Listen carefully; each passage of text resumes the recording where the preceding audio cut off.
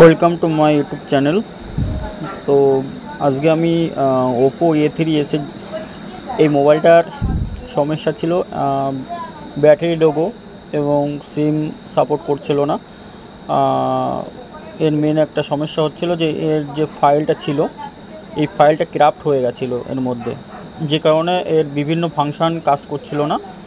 তা আমি এটাকে ফ্ল্যাশ করেছি, আর ফ্ল্যাশটা আমি কীভাবে করেছি আমি আপনাদেরকে একবার দেখাবো। ঠিক আছে, একদম ইজি মেথড, আপনারাও করতে পারবেন আপনাদের কাছে যদি এই টুলগুলো থাকে।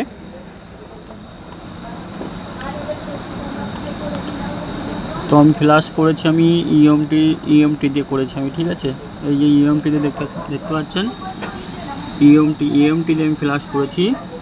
আমার দেখতে পাচ্ছেন এখানে ফ্ল্যাশ ফুল সাকসেস। ঠিক আছে, কোনো জায়গায় কোনো অসুবিধা হয়নি, 100% ওয়ার্কিং।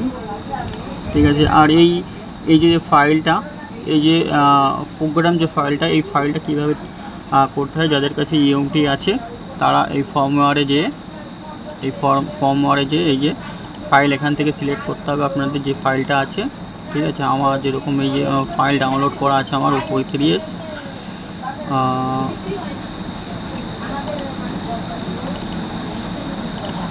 সেকেন্ড আমি একবার দেখিয়ে দিচ্ছি আমার ফাইলটা। এই যে আমি ফাইলটা যখন এক্সট্রাক্ট করেছি, এই যে আমার ফাইলটা যে খুলে গেছে এইভাবে। ঠিক আছে, তা এই ডাম্প ফাইল কারো যদি লাগে তাহলে আমার সাথে কন্ট্যাক্ট করবে হোয়াটসঅ্যাপ নাম্বারে, আমি এই ফাইল আপনাদেরকে দিয়ে দেবো। আপনারা এই ফাইলের মাধ্যমে ওপো A3s CPU আছে 1803। ঠিক আছে, এই নাম্বারে CPU যাদের আছে তাদের ফ্ল্যাশিং যদি কোনো দরকার হয় ডাম্প ফাইল নিতে পারেন। ঠিক আছে।